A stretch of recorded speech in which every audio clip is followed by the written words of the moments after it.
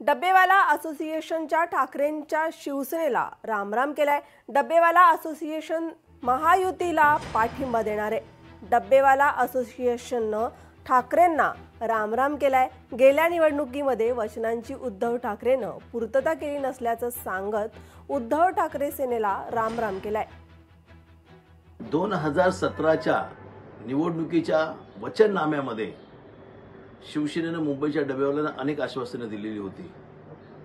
त्यात प्रामुख्याने आश्वासन होतं की मुंबईच्या डबेवाल्यांसाठी एक कंपनी स्थापन केली जाईल, त्या कंपनीला 5 कोटी रुपये भागभांडवल दिलं जाईल आणि त्याच्या माध्यमातून डबेवाल्यांसाठी कामं केली जातील।